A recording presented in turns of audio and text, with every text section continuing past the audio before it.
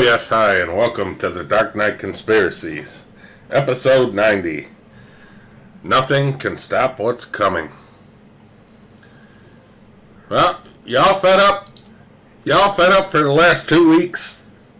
Listening to all this, world war, Putin's a dictator, the people of Ukraine, we must unite. Let's cut to the chase.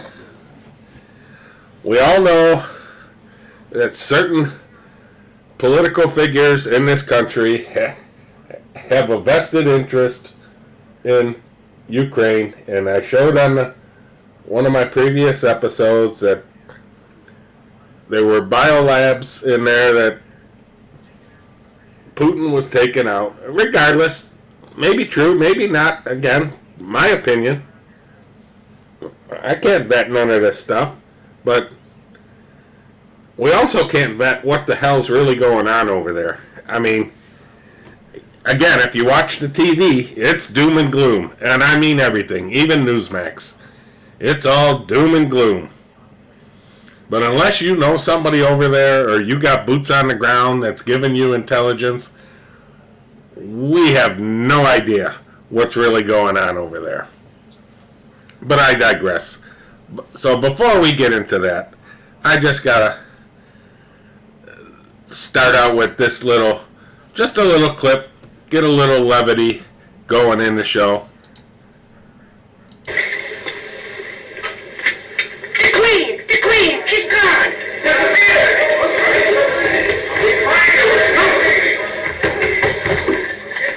What'd you do with the Queen?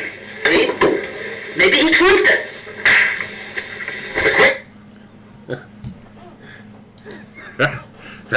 Now there's a reason I had to play that clip, and I thought it was funny with maybe he trumped her. Think of the words. So let's get into it. This came out today. Queen leaves Buckingham Palace for good. Will now permanently work from home. What is this, like in the U.S. you got COVID now? She's getting paid to work at home? I mean, I guess. But, Benjamin Fulford reported on this a while back that Buckingham Palace is locked up. Nobody's been in or out of there for a while. They actually had pictures of the Queen trying to get in with her key and she couldn't get in. And, of course, all the rumors about, she's passed, she died and this and that. Very, very well may be true. Again, I don't know. I'm not on personal communications. Me and the Queen don't talk that much week to week. But I think it's funny, and it's the same thing. And I do gotta believe Washington, D.C. is all locked up. That nobody's in the White House, nobody's in these buildings, that they're doing everything from studios.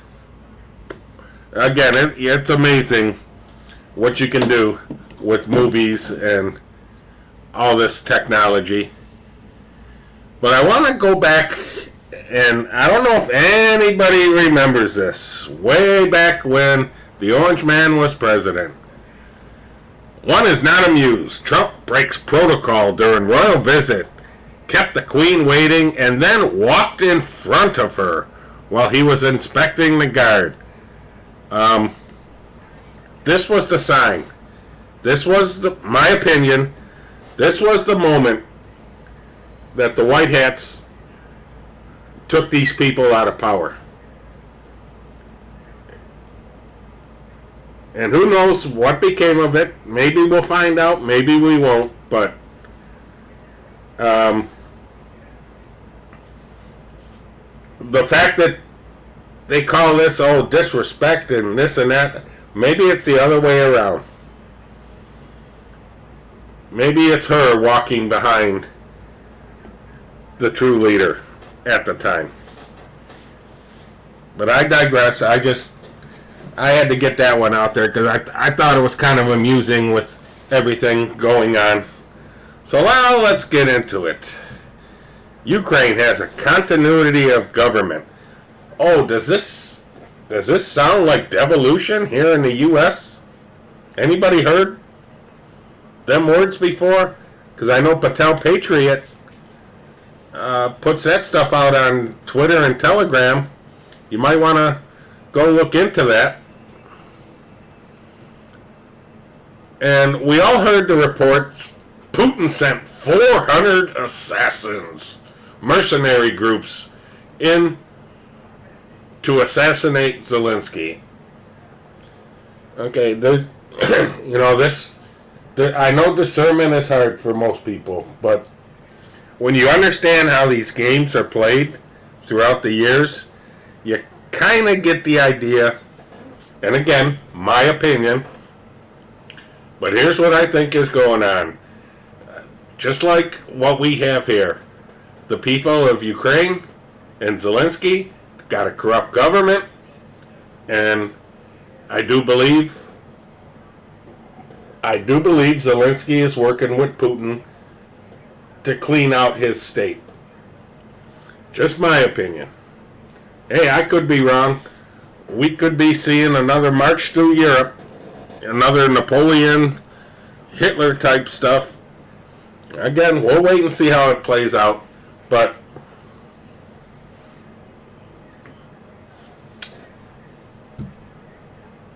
there was all this talk going on. Poland's giving them jets. Now they're not. Oh, yes, they are. Oh, no, they're not. Again, this was, in my opinion, this was a false flag, folks.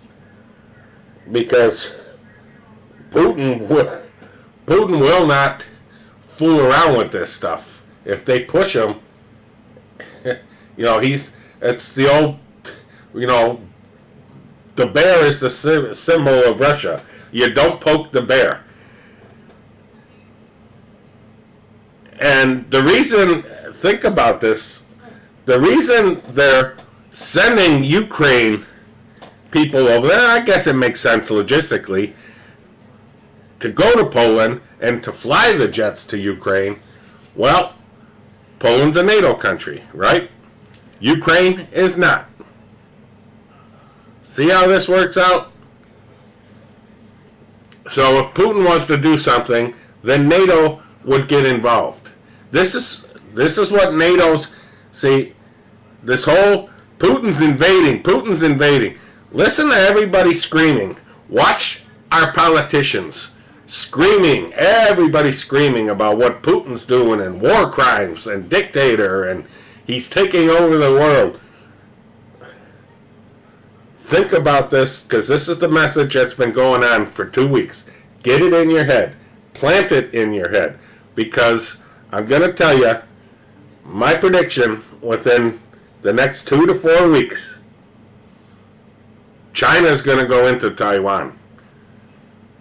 Now, what's the message going to be there? Because it's no different than what Putin's doing, right? A sovereign state, invading a sovereign state.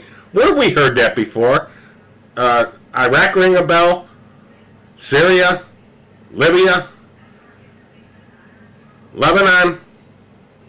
These places, this stuff ring a bell? Again, projection. Accuse the other side of doing what you've already done. And that's what they're doing with Putin. Look, the guy is a dictator. The guy is a murderer. He's ex-KGB. Excuse me. I don't know what else you want me to say about it. I'm not defending the guy, but he's defending his country. No different than what we would be doing. And again, back in the Cuba Missile Crisis, although we're not protecting our southern border, so there's a difference there, but you get the idea. They had these labs on his border, and enough's enough. We all know what we went through these last 2 years. You don't think they were going to come out with something else? You got to start reading between the lines. And again, watch what happens, because I'm telling you, this Taiwan, and what's interesting with Taiwan is through treaty, legally, we are supposed to protect them if China invades. So this is going to be very interesting to see how this plays out. Do they say anything? Do they keep quiet? Do they condemn Xi just like they did Putin? Again, I think we're seeing some cleanup going on, but I also think the thing that's being missed here is the economic thing, because what I see happening and what I think happening with the inflation going on here and everything else, they are bankrupting the world right now. And it's going to start with Europe. And it's going to trickle down here. And then that's when things are going to get rough. Just my opinion. And again, I'm going to go back to, let's see how people react to Taiwan. Because I'm telling you it's coming. If there was Vegas odds on this, I would have money on it. Because it's coming. So what did we see? Lindsey Graham calls for Putin's assassination. The only way this ends. Folks, put this into perspective and think about this. Take a step back. On Sean Hannity's show, Lindsey Graham called for the assassination of a world leader publicly. A superpower world leader. A country that has more nukes than anybody else in the world. Do you see panic? Because I do. These people are shifting their pants. And that includes Adam Schiff, Eric Swallowmel, Pelosi, all these people.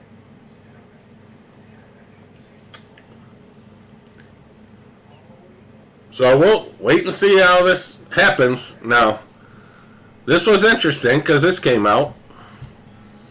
Lo and behold, Mike Pompeo goes to Taiwan under the guise of a speaking engagement. Now, again, let's read between the lines, people. Just like Obama had a shadow government for 4 years with Trump. Remember all the stories? Trump would go to a country, Obama would follow behind a week or 2 weeks later. Get the picture here?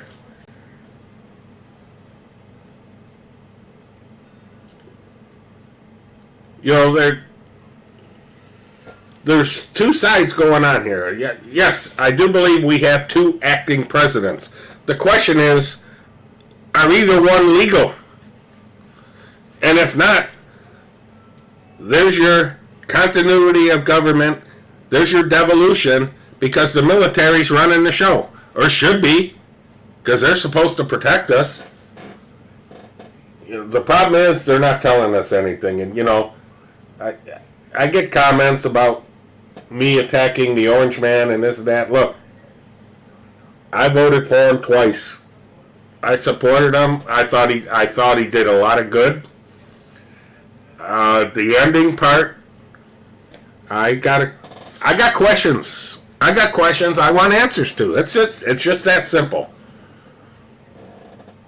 Whether or not they're going to come clean, because again, they're doing things behind the scenes and lying and deceiving people, and so is the current folks in government. I'm not even going to call them an administration, because it's a frickin' clown show in a Volkswagen.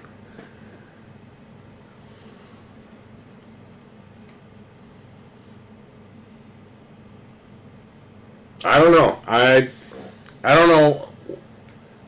I guess there's probably going to be reasons for it. Whether or not we hear them, I don't know. Again, I'm not privy to any of this information. I don't know what's going on behind the scenes. But I do know it's spiritual. Regardless of what you call it, and that might be the reason why a lot of stuff is being done behind the scenes. But I digress. And as I finish this quick episode, I just want to tune in on for those of you that are Catholic, and not that I'm bashing, because everybody, I respect everybody that has a relationship with their God. And that is all religions. I respect it. But for the most part, I gotta say some things about the Catholic religion. Look, I was an altar boy. No, nothing happened. Thank you very much. I was a lecturer at a young age.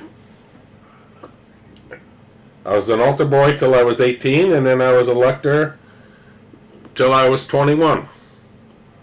And then I got out. And I got out because I couldn't understand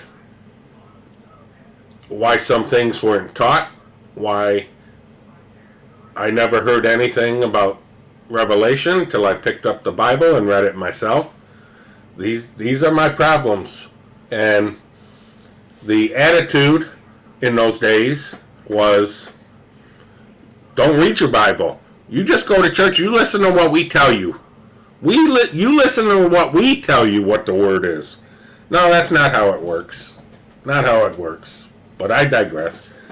So anyways, I started thinking about, this Ash Wednesday, one of these holy days in the Catholic religion, and I consulted my sister and a few people about, is there anything in the Bible about Ash Wednesday? Because I know Palm Sunday is big, because it symbolized Jesus going into Jerusalem. So let's get into this whole, again, my opinion. I'm going to tell you, the Catholic Church, the Pope, they're going to turn out to be the Church of the Antichrist. Just my opinion, and I know I'm going to get some scathing stuff about that comment, but hey, that's my belief. That's why I got out of it. I'm a Christian. I'm not a Catholic anymore. They do baptisms when you're born.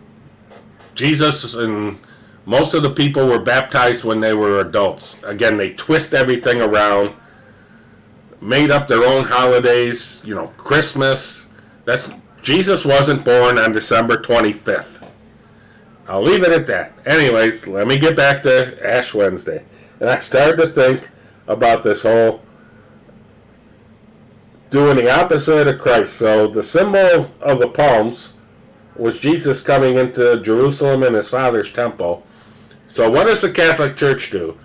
Well, they burn the palms and create ashes, and then make us go to church and perform a ceremony, and put these things on our heads. And I'm sitting back, and it just dawned on me, all these years, you go out in public on Ash Wednesday and you see all these people with these black spots on their foreheads. And all you get is, oh, that's a Catholic person. Oh, that's a Catholic person. People are being identified by a mark on the forehead. Does this sound familiar? Either the right hand or the forehead. Conditioning, again. And that's my rant.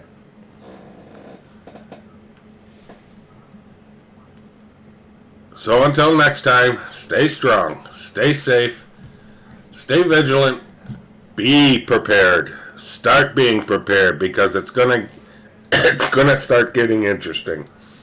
Keep your faith, repent, call upon the Lord for strength. God bless everybody. And until next time, Zebra 3, take us home.